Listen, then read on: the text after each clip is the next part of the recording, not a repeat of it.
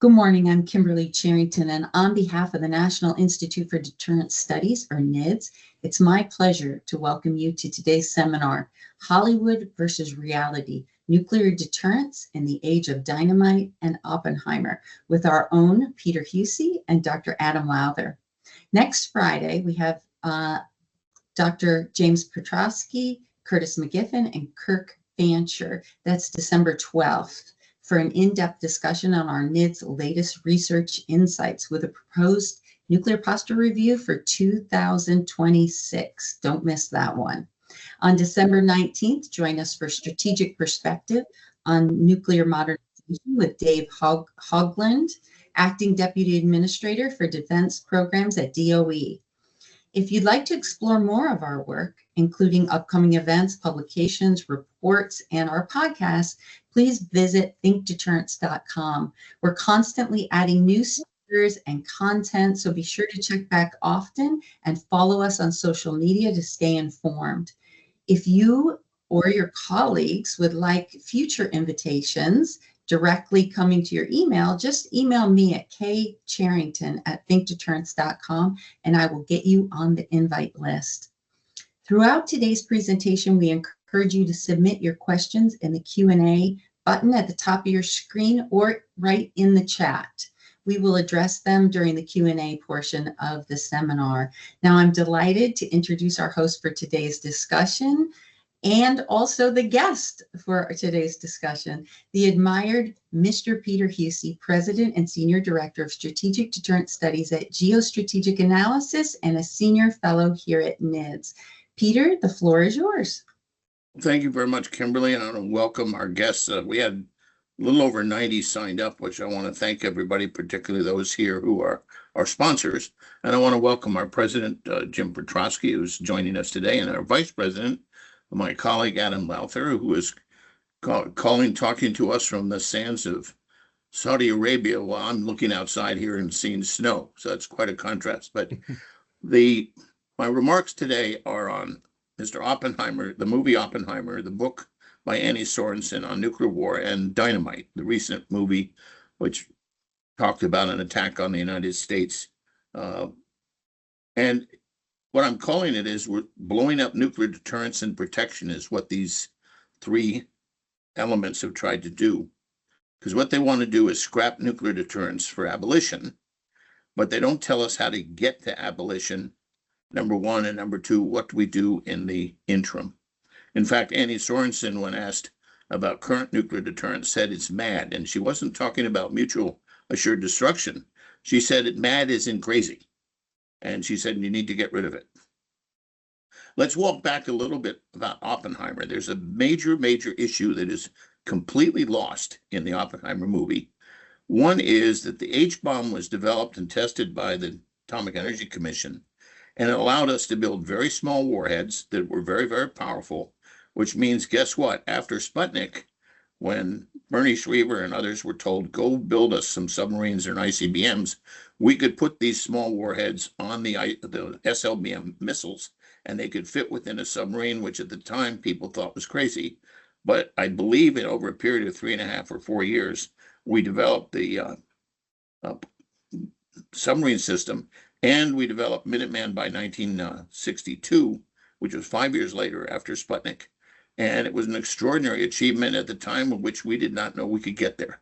So given that we now know Sputnik went up in 1957, and we were terribly worried that we would be caught with the Russians being able to orbit nuclear weapons in space, and we would only have bombers in our nuclear deterrent, or large liquid-fueled ICBMs that were easily targeted because they were being above ground and so forth. So Annie Sorensen, got to give Edward Teller enormous credit for allowing us to have a submarine fleet and an ICBM fleet that was relatively cheap to build, believe it or not, and survivable and an assured second strike. That was extraordinarily important for maintaining deterrence. Now, what about Annie Sorensen? Very briefly, she has North Korea launch at the United States one rocket on Washington, D.C., and one warhead on a nuclear power plant in California. And the United States thinking that this is a bigger attack, launches a huge attack on North Korea over the pole, which the Russians think is at them. The Russians in turn launch everything at us, and whatever we have left, we launch back at them. Nuclear winter is created, billions of people die, and that's where Annie Sorensen comes up with the idea that this really doesn't make any sense and it's too dangerous of a strategy to have. And so that's her book. And what's interesting is missile defense doesn't even come into play in her book. So what about dynamite? They make an enormous number of mistakes. They make false assumptions, and they're very careless with the data. I'll give you one example. Since the dawn of the nuclear age, both our radars and our global protection system, our satellites, have worked for 80 years telling us where there's a launch of a ballistic missile somewhere, which we didn't know was coming, like an announcement of a test launch or announcement of a scientific launch, like the Norwegian sounding rocket. And yet this movie, Dynamite, assumes that for the first time, our GPS system won't work. And it won't work exactly at the time that some bad guy somewhere decides to launch one nuclear weapon at us and one missile. We don't know where the missile comes from. And therefore, the procedure that we would do, which is you have a launch conference where we convene a group and said, where's the launch? Where'd it come from? Do we know what country?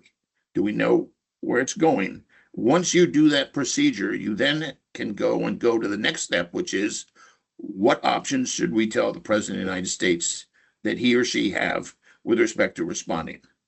We have never had a launch conference. Never. Why?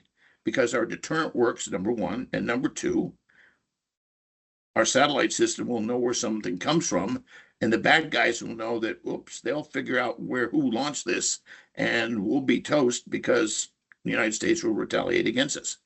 So the movie Dynamite gives us a process that doesn't even exist. They supposedly get the desks right at a Stratcom meeting, and they get the desks right in the Situation Room in the White House. And supposedly those details, and a lot of people are saying, oh, boy, they must have talked to some people. Well, whomever they talked to or they listed are people that are almost all in favor of abolition and are big arms controllers, and no people that really have done this for a living. And it's really strange. The satellite fails exactly when someone launches a missile at the United States. Now, who's going to take that risk? And then all of a sudden, the satellite comes back on, and it tracks the warhead toward Chicago. One warhead. We don't know whether it's nuclear. We don't know what's in it. But why would anybody take such a risk? But you have to design a story and rig the system so you come out with what you want, which I'll get to in a minute. There is one option we have when the missile's coming at us, and that is shoot it down. And Neil Oppenheimer, the scriptwriter, says, even though he acknowledges we have at least a 60% success rate for interceptors, and actually we have 100% in the last 4 tests have all worked, he decides that one of our interceptors from Alaska will not work, won't even get out of silo, and 2, the second one misses. As my colleague Adam has pointed out, we would probably use more than 2, up to 4 interceptors. And if there's a 60% success rate, as Oppenheimer himself says, well, that's more than 2 of the interceptors would work. Well, they don't work. So now we don't know what country attacked us. Further deterrence and a retaliatory strike are not really possible because who do we hit? Now, here's where it gets fun. They have a person playing a military officer, and they're belittled. They're made to look stupid. Why? Because the general says, well, I know we don't know where the missile came from, so let's hit everybody, which means China, Russia, and North Korea, because the missile's coming across the Pacific, not over the pole, but coming over the Pacific. And no military officer that I know, and I've been dealing with these folks, these extraordinary dedicated servants since 1980, late 80, early 81, in the nuclear business, and never once has anybody in the military, at any rank that I know of, have said anything like, oh, let's go just nuke everybody. What the hell? Who cares? It's totally stupid. And yet that is a big part of this movie, to belittle the military, and then they say something else. They go throughout the three areas. They say the military thinks that if they just have the process right, deterrence works. Completely misunderstanding why we do tests and why we exercise. We demonstrate our deterrent so that the bad guys get the message. Okay. Apparently, in the movie, the bad guys never got the message and decided to launch a rocket, assuming that our satellite system wouldn't work and we wouldn't be able to know where it came from, and that they'd get in the first punch without being armed. It's utterly ridiculous. And I think the military being belittled in the movie is the part that I really took exception to. And in fact, in the military officers that I talked to and said, what did you think about the movie? It's interesting. Every single one of them came back with the same reaction. They said that after the first 5-10 minutes, they turned it off. They were so angry because of the way it belittled our military. But then I went back to them and said, well, you got to go watch it because I want to know what your views. And their views are very similar to what mine are, which is this is not the real world. It doesn't help. It generates, I think, a feeling of helplessness, and it was designed to do that because that undermines the U.S. deterrent and says, oh, this thing doesn't work. We need to get rid of it. There's a couple other points I want to make about this. They emphasize in the movie the short decision time that you have prior to the impact of an attacking warhead. But in this case, the only decision the president can make is what? Shoot the missile down. And that's already taken care of by the fact that we miss. So the only thing the president can do is what? Nothing. This whole thing is a decision to do what? You can't retaliate because you don't know who attacked you. You can't shoot it down because missile defense, according to the movie, doesn't work. So the script puts you in a position of basically helplessness. And it's all very nice to say, running around saying, my God, the warhead's going to hit Chicago in 15 minutes or 10 minutes or 5 minutes. That's not the real world. Someone may launch a rocket at us, but we'll know where it comes from. And the only question then as the president is, when do you retaliate and in what way? So the next point, I got 2 more points where I want to turn it over to Adam. The movie makes a big thing about being opposed to having the president have the sole authority to launch nuclear weapons. He is, or she is, obviously commander-in-chief. So they say somebody else must be in the loop. Okay. Who's that going to be? Speaker of the House, President Pro Tem, Vice President, Chairman of the Joint Chiefs, Secretary of Defense? I don't know. But why would you take up more time to make a decision at the same time you're emphasizing there's no time to make a decision because the time is so compressed? Doesn't make sense. And so they contradict themselves, but it's a very subtle, kind of clever way of saying, well, we can't trust this president to use such weapons because he's reckless. And they say that in the movie. They don't say the current president. They just say a president may be reckless. And the thing is, we've had 80 years of nuclear deterrence where not once has the president of the United States authorized the launch of an ICBM or SLBM or a bomber in anger. We put bombers up for testing and demonstrations, but in a sense, they had to invent in this movie things that have never happened in the real world in order to get us to question the very deterrent we've relied on for 8 decades for deterrence, which has saved us. I mean, can you imagine the cost of a nuclear war, let alone a conventional war? So with those remarks, Adam, I have a very short summary here, which I'll do at the end, but I'd like to turn it over to you for your comments if you would like to tell us some things. All right. Well, thanks, Peter. Of course, assalamu alaikum and Sabo here from Riyadh. So if my Wi-Fi lags a little bit, you'll know it's because I'm 10,000 miles away. But it's good to be here. Thanks for the invitation. So I would just like to take a look back at Hollywood writ large in its sort of nuclear Armageddon genre that you can really trace back to Failsafe, 1964, and of course, Dr. Strangelove.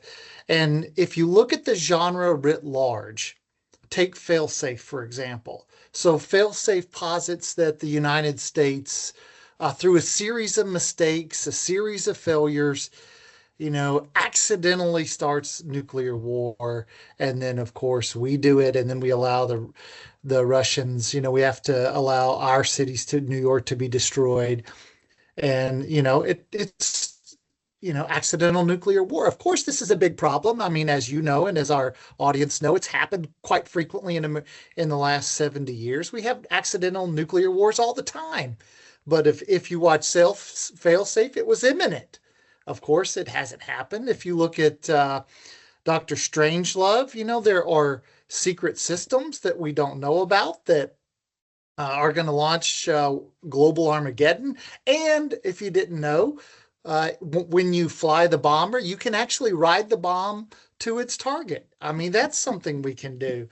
Then if you move forward, if you go to 1966, many people may not remember, there was a movie called War Game that won an Academy Award. It was a British movie.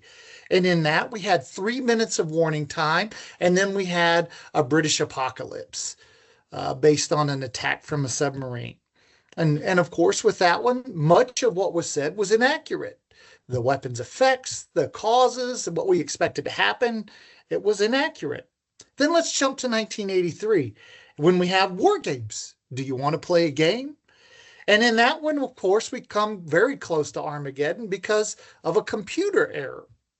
And of course, thankfully, like most of these Hollywood movies, it's the unexpected hero that prevents Armageddon, assuming it doesn't happen. But then let's go to the next movie, where let's take Terminator and the Terminator series, where, of course, this is the worst of all worlds, where both AI and nuclear weapons are combined to destroy the human race.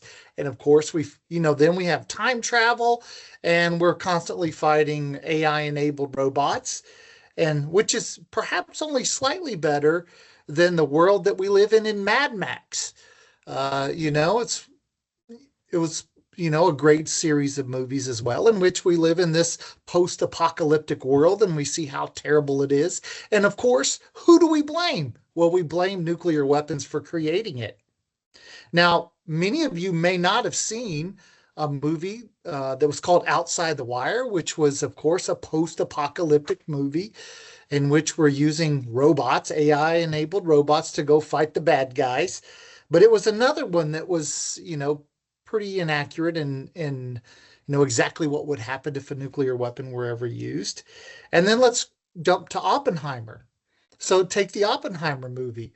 And in the Oppenheimer movie, the thing that you take away as you close the movie out, you take two things away. First, you take Oppenheimer's regret away. He regretted ever building the bomb. And so you, the viewer, are supposed to feel what Oppenheimer felt. And you're supposed to regret the creation of the nuclear bomb just like he did. And if he regretted it, and he was the guy that built it, then you too should regret it. And that was what you should take away. And then secondly, of course, was that Lewis Strauss, took away Oppenheimer's, he was persecuted by Lewis Strauss, Oppenheimer was, because he was this guy that Oppenheimer that truly understood that this was a mistake. And so therefore his security clearance was taken and he went through hell unjustly. Now, of course, we all know that a guy like Robert Oppenheimer, in today's world, most of you have some experience in the nuclear enterprise. He would have never gotten a clearance in the first place and would have never been brought on a project like that today because his communist past, his peccadillos, and his associations would have never allowed him to receive a clearance. But that's not the message of the movie. The message of the movie is one that's just false. And then, of course, how many James Bond movies and how many Mission Impossible movies has a nuclear weapon been stolen? And if it weren't for Tom Cruise and James Bond, we would have had another nuclear Armageddon, because apparently the United States, Great Britain, and other countries that have nuclear weapons, they just can't keep their hands on them. So that in and of itself is another threat to global security that we have to worry about. Now, I don't know if you guys have seen the Emmy award-winning television show Fallout, but that is another example of what, and it's an attack on Los Angeles. And of course, it happens, the United States is destroyed. And then our lovable characters have to live in a post-apocalyptic world. And then finally, we get to Dynamite. And like any good Hollywood movie about nuclear weapons, there's an unexpected hero, a young guy. He's the Deputy National Security Advisor. And apparently, everything that I know about how the United States and how we make nuclear decisions isn't true. It's guys running around on cell phones who make decisions. It's not a well thought out, coordinated process that happens on secure comms, and is well planned. I mean, most of you know how it works, so I won't go into too much detail, but you know that Dynamite adds a bit too much intrigue and uncertainty. And then, as Peter has sort of laid out in some of the other, in his comments, just like in Annie Jacobson's book, what she says in terms of the United States sending nuclear weapons to hit North Korea, and they overfly Russia, and we start, another apocalypse, and none of that is how we actually operate. And so if you look at this Hollywood, as I've kind of laid it out, Hollywood has created a set of movies over, 6 decades. And those movies always incorrectly predict how we operate within the nuclear enterprise and within the Department of Defense, what weapons effects look like, what we could expect, who is in charge and their competency. If you really think about it, in all of these movies, the American leadership is universally inept. And of course, because they're universally inept, that's why all these terrible things happen and we always get an apocalypse.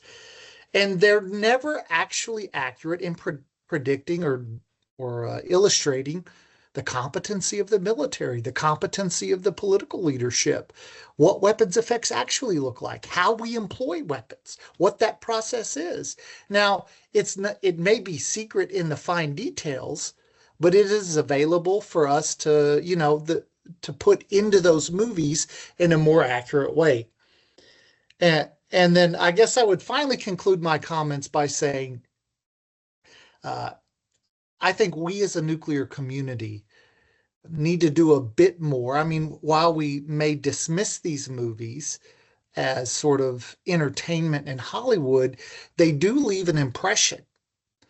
And just like Annie Jacobson's book, I mean, I got to be honest, as a guy who writes books about nuclear weapons, I'm jealous of how many podcasts she's been on and how well her book is done. None of my books on nuclear weapons have done anywhere near as well as hers have. And it's because I don't create a compelling story like she does. And so one of the things that I would submit to our community as a whole is that we have to be very careful, and we have to be more willing to help make sure that we get the record straight first. So perhaps we need to help Hollywood get the details accurate, assuming they're interested and willing. And then when they get them wrong, we have to be willing to help correct the record. And I'll stop there. Thanks, Peter. Well, thank you, Adam. I have a couple points I'd like to make that I collected from the movie Dynamite, but more than that, there are a whole lot of companion essays and modules that say this is how you're meant to look at the movie. This is how you're meant to react, because one of the reactions that a lot of people had was, boy, we really do need missile defense. And there is a specific module put out by one of the arms control groups, plus an essay by one of their people saying, you're not meant to come away thinking missile defense is good. In fact, don't do that, because that's not the message of the movie. couple of things I want to point out is they make a big thing of President Reagan watching the movie you talked about at Camp David. And I know from talking to one of the Secret Service people that was with him that his comment after was, "We have to fix this." And what he was talking about was the NC3, the communications process. He wasn't talking about fixing as in reducing nuclear weapons, because over a year before seeing the movie, he denounced at the National Press Club the INF 00 option and a 50% cut under Start 1 of all our strategic nuclear weapons. He had said this, actually, if you go all the way back to 1976, in remarks to the Committee on the Present Danger, he had opposed the SALT process because he said it's a build-up, not a build-down. And if you remember, his first question he got at his first press conference as president in 1981, he was asked by, I believe it was the Associated Press, "Are you going to continue to observe SALT 2, which had never been ratified by the Senate?" The Senate kicked it back to the president, and at that time was President Carter. So we never agreed to SALT 2, but it was fascinating to me is the guy from the AP, Mr. Burns, seems not to have listened to President Reagan during the campaign when he said, "I'm opposed to the SALT process. I want to have reductions, not an agreement," which what SALT was an agreement to go up. The second thing, as I mentioned already, is don't do missile defense, which is contrary to when you look at the movie and you say, "Boy, I really need to shoot this stuff down." And what goes on is Oppenheimer, who's the scriptwriter, over and over and over again says that all missile defenses have to be impenetrable to be valuable, and that was our goal, when in fact that's not the idea.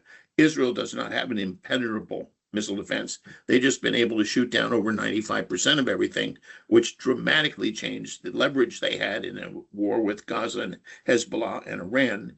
And the idea of Golden Dome, for example, is to make it that much more difficult for an enemy to attack us, particularly preemptively, and to try to disarm us, which is what our big fear was. The fourth thing that kind of drives me nuts is these Hollywood people still think we are part of a policy called mutual assured destruction, meaning you launch a warhead at us, we'll throw everything back at you and we'll all die.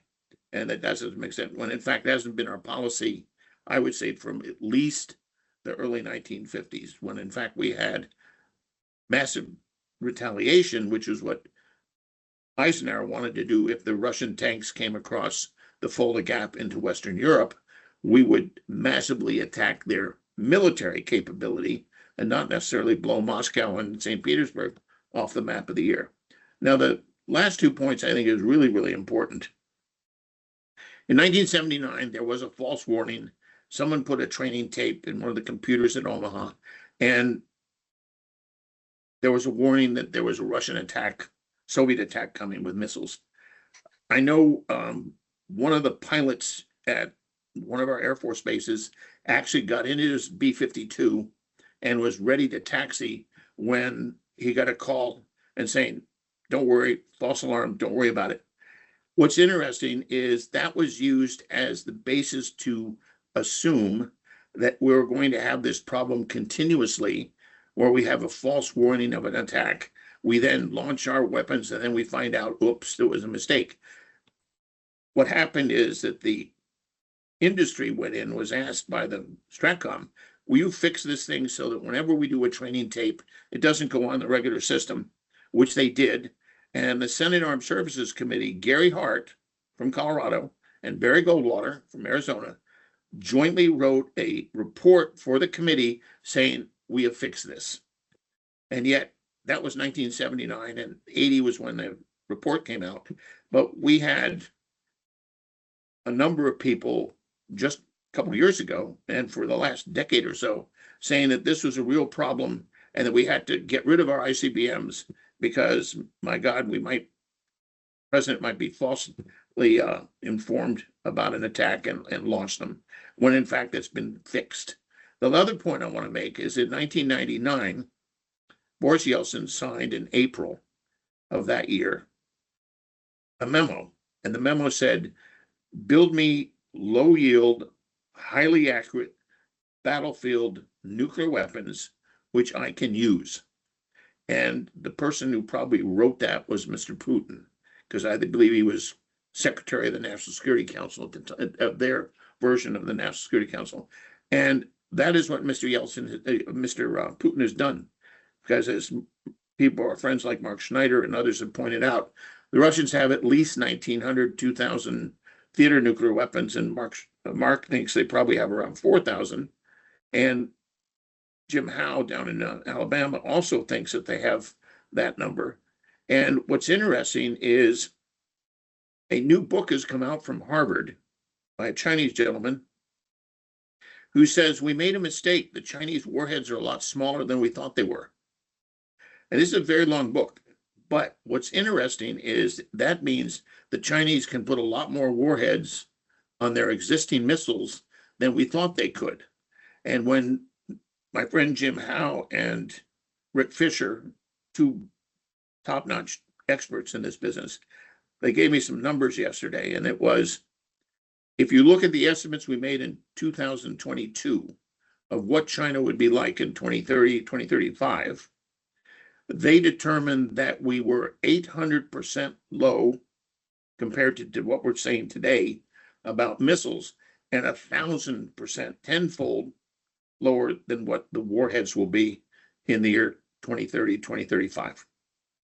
That, as Admiral Richard said every time he got a briefing on China, the Chinese were doubling the number of warheads he thought they were going to have, and they were doing it in half the time.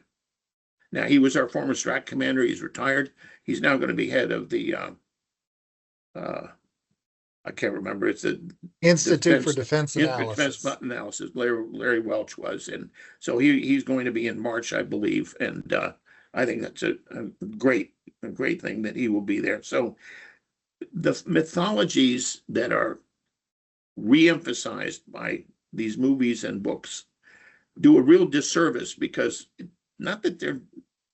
not just that they're wrong, which they are. They push us toward a rigged narrative where nuclear deterrence is bad, America is incompetent, we shouldn't spend money on this stuff, we should, de-emphasize it.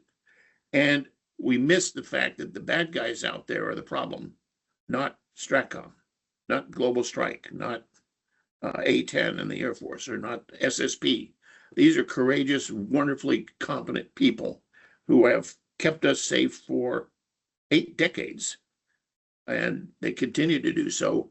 And now we have 2 tier nuclear armed countries, China and Russia, we've never faced before, which was going to require an enormous amount of work and dedication. And the good news is Congress has supported a very robust nuclear deterrent budget, which the president proposed. And the further good news is we've supported it and Congress has voted on it, and hopefully the appropriation bill will pass before the end of January, which is what the current schedule is. The bad news is we keep having Hollywood and our friends in various groups in this country trying to undermine the very deterrent that keeps us safe. So Adam, I'll turn it back to you, sir.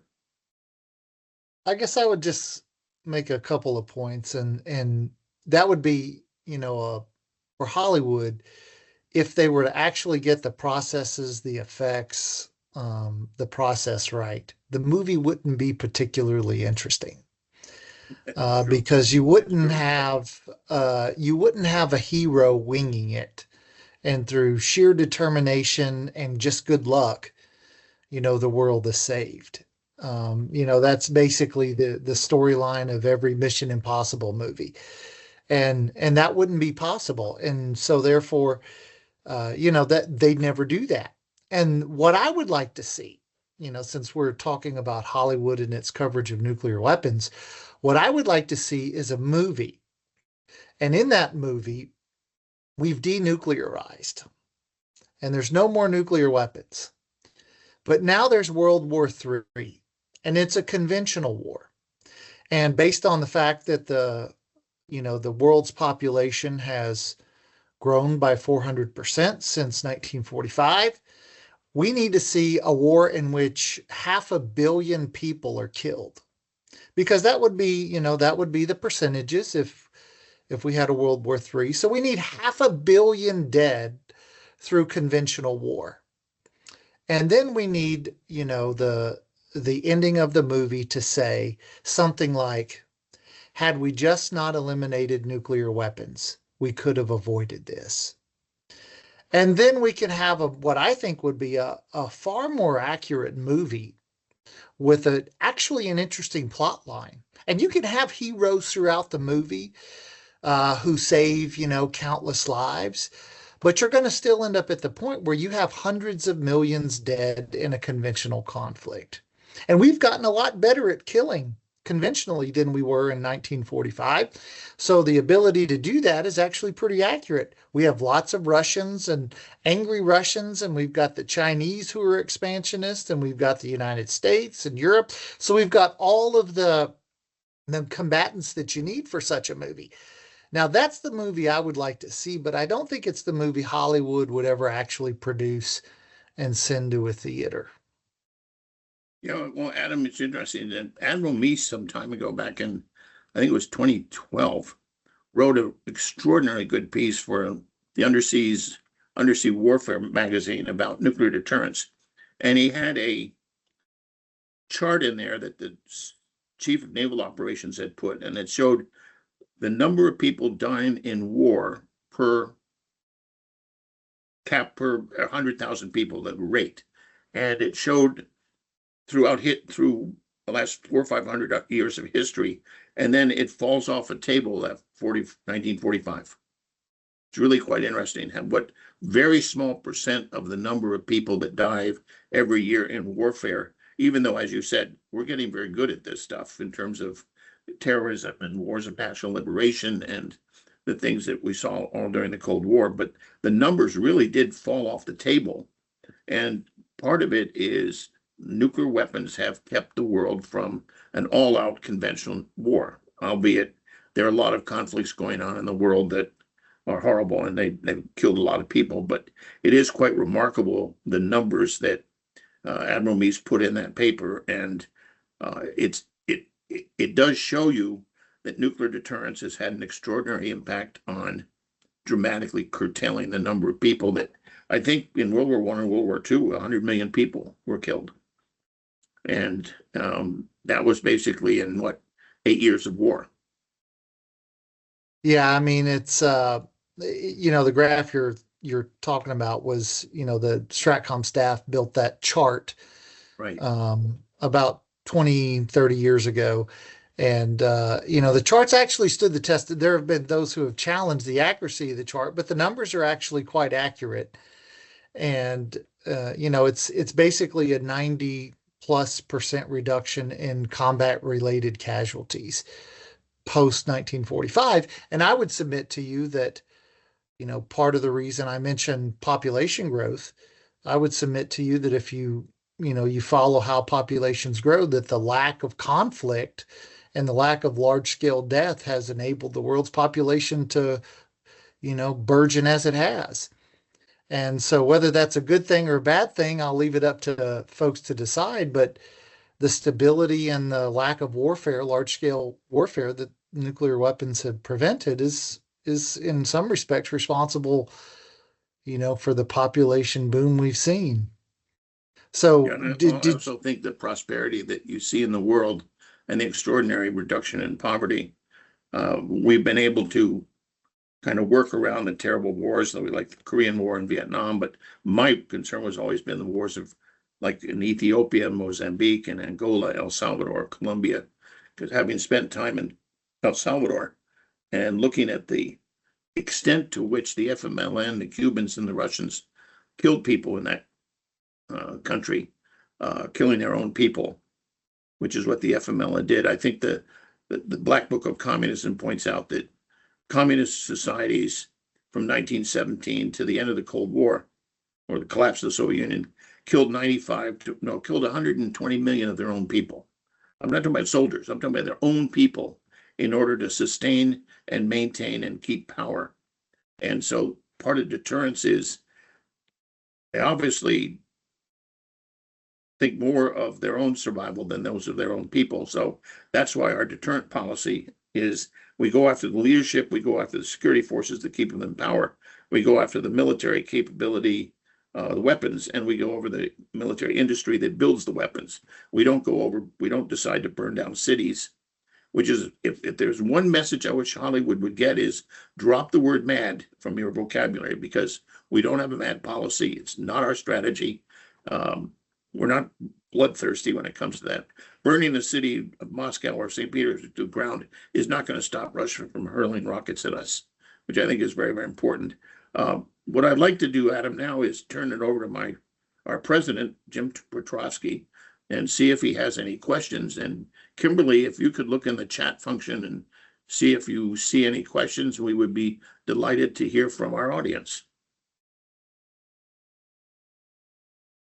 Thanks, Peter. Looks like mine is delayed. Look, this is really good. First of all, I appreciate what you and Adam have done here in sort of framing this argument about the effect of Hollywood on our main business of national security and nuclear weapons. They have a great impact. So I sort of put a tongue-in-cheek comment in there for Adam. He can respond to that regarding the Budapest Memorandum.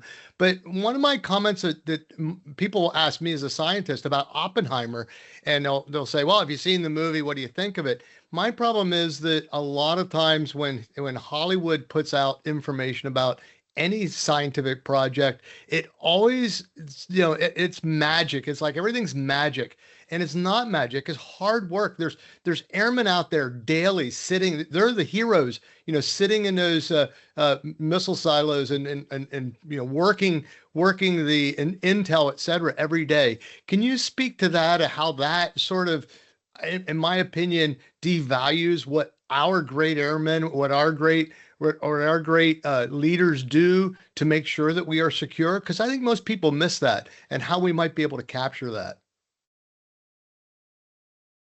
Go ahead, Adam.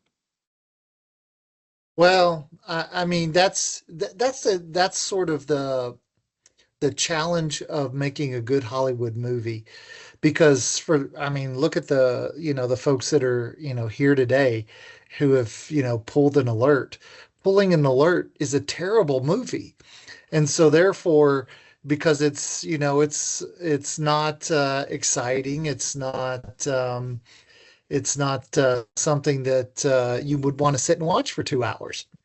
And so, and it goes against, an ideology that I would say, borders on sort of a false religion, and that is that nuclear weapons are inherently bad, and they're given, human characteristics. And so therefore you could never show in a positive light. You could never produce a movie and, send a movie to the American public that might swing the pendulum the opposite way. There's a reason that the bulletin of the atomic scientist clock always gets closer to midnight. I've always found it amazing that it really never moves the opposite way. We're always getting closer to midnight. And that's because there is a narrative, and that narrative is that these things are bad, and the longer we go with them, that we're inherently going to have, no matter what the technological developments, no matter how much better we get at safety, how much better we get at detecting launches, how much better we get at anything, we're still closer, because of the very existence of time, to something bad happening. So to demonstrate the work of airmen, the success of scientists, any of that would be to challenge the narrative that I don't think is something that's feasible. I'd like to, there's a question in the chat, which is quite interesting, is that the DSP early warning satellite, according to the movie, misses the launch, but they don't know why. And they think, oh, maybe it was spoofed, maybe it was hacked. And the general who's head of Stratcom speculates that maybe this single launch is part of a more comprehensive attack. which I understand. But that was the issue, was that just we don't know why the DSP early warning satellite didn't tell us where something came from. And it is true, it wasn't those satellites, but the BMUS and SBX radar, which we used in Alaska and Greenland. They're the ones that track the missile coming across the Pacific, as opposed to the DSP. But I still think the movie rigged the system by just, we're not told why, but we miss the launch. And my question is, in all the decades we've had DSP, we have not missed a launch. Okay. Someone announces it as a test, or like the Norwegian sounding rocket, or we know where it's coming from, and we understand why it's being shot off, because I think it's quite fascinating that they had to invent the idea that the DSP, how do we make sure they're not working? Well, then they say, well, it might be spoofed, might be hacked, which is, I understand. But again, makes us look incompetent. Could I answer Rich?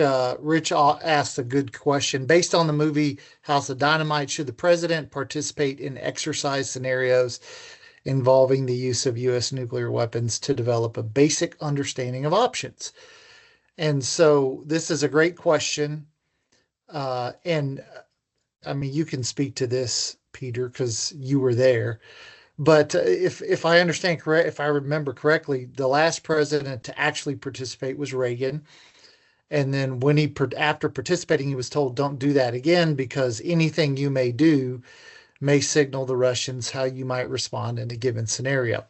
And this is, of course, unlike what President Putin, for example, does in his participation in Zapad. And so it's the U.S. president who is largely ignorant of, and it doesn't matter which political party, it's both. The president is largely ignorant of sort of how nuclear weapons operate and what his options might be and why he might choose one. And it's one of those topics where a president, who is inherently a political figure, knows, the least. And so to Rich's question, at least in my mind, it would be a very good idea, I think, for the president to have much greater familiarity with, what options are, why he might choose one versus the other, to spend even though the president has many competing interests, I'm not sure any decision he could make is more consequential than whether and how to use nuclear weapons. So I would submit to you and to the group that it would, of course, be a good idea for the president to return to participation, even in some capacity that's, let's say, it's not public, which was the concern for, in the Reagan era, and that would, in fact, be a good idea. And then to speak to, Stephen's point about, questioning the validity of, the chart that says nuclear weapons have produced peace. To your one point where you agree with me that we have, 4 times as many people, I don't buy the argument that because we have a much larger population, therefore a smaller percentage die in war, because with a much larger population means you have a much higher population density, which means it's much easier to kill a lot of people. And so therefore, I don't buy the idea that, more people means lower death rates. It just means it's easier to kill in big numbers.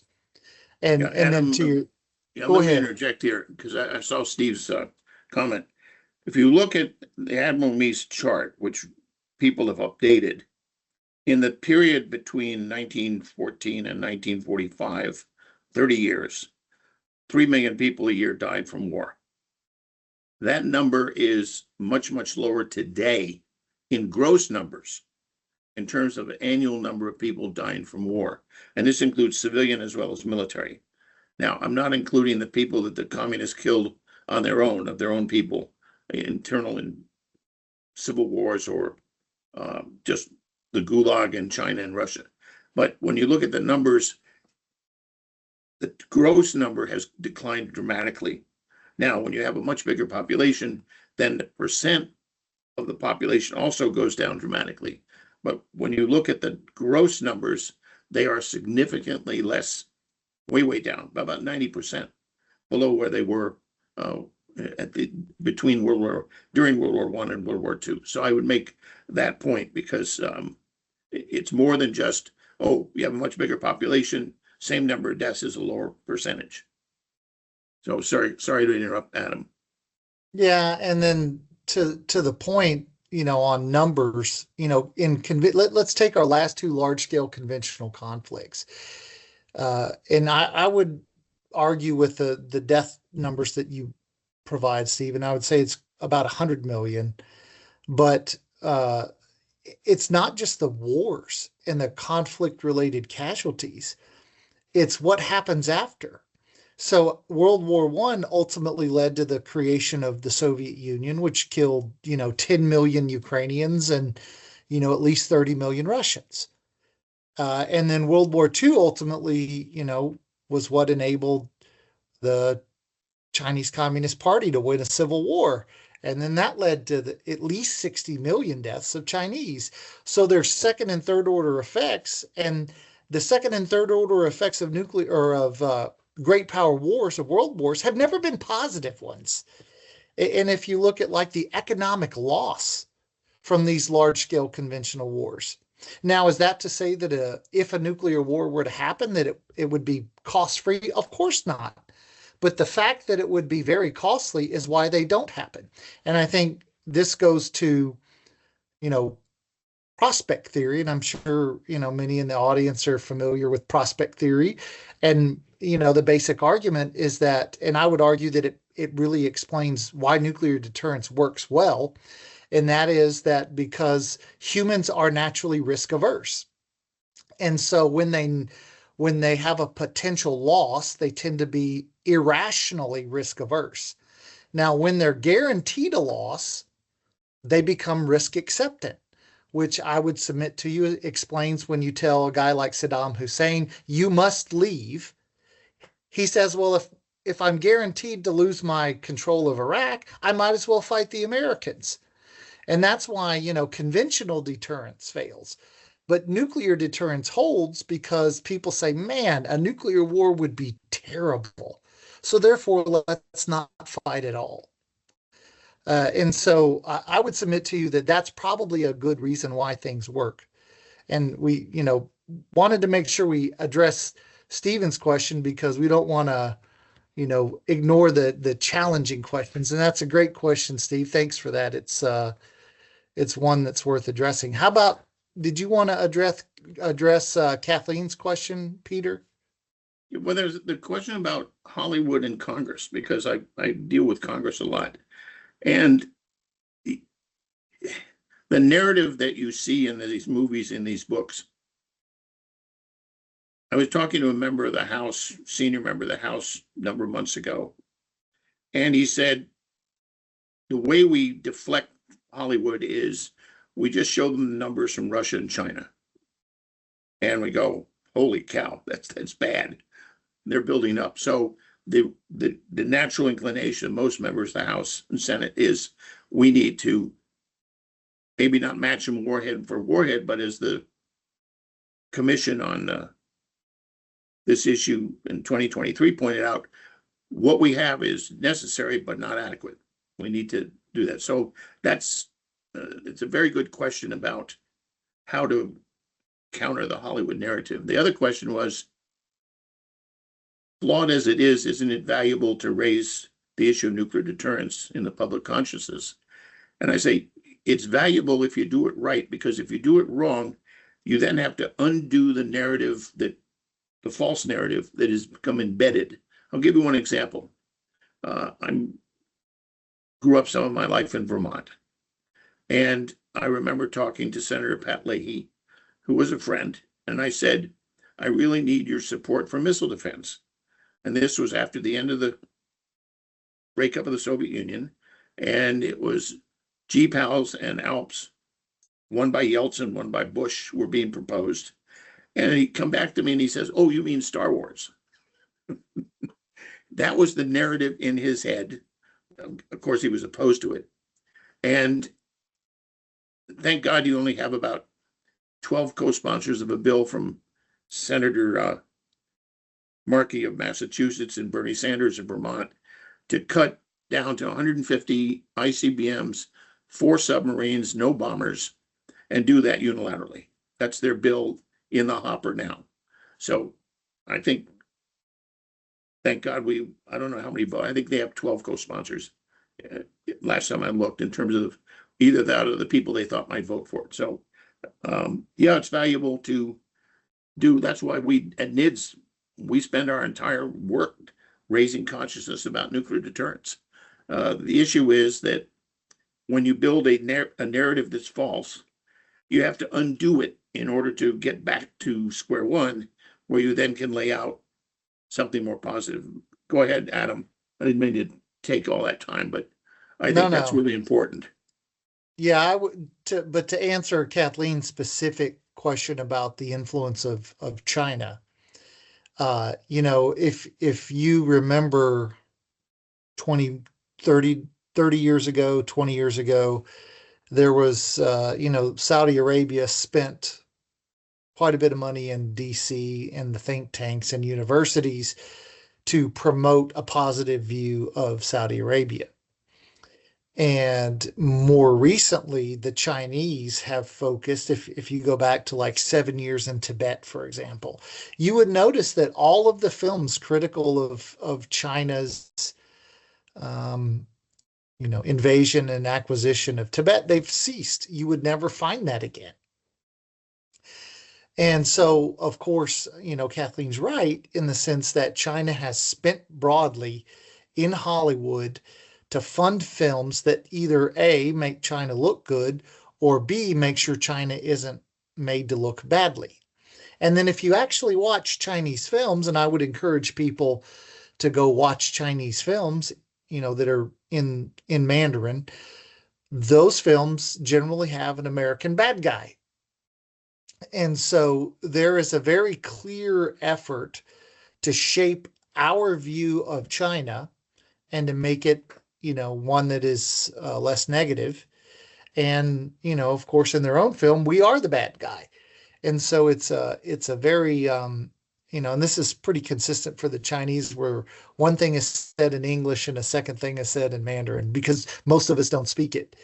So, that's something that I think is, I think Kathleen's pretty right. And the other thing to answer, Ian and Karen's question about these movies and their utility, I would submit to you that they do give us an opportunity to both clarify facts and to help improve the broader public's understanding of nuclear weapons. But that's only if we do it.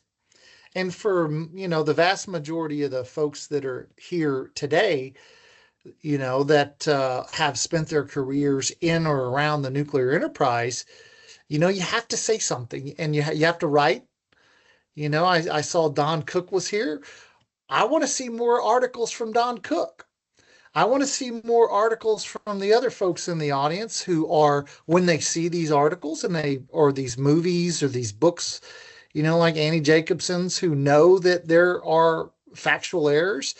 I want to see them writing and publishing and speaking and going on podcasts. Annie Jacobson's been on the podcast circuit for at least 6 months now.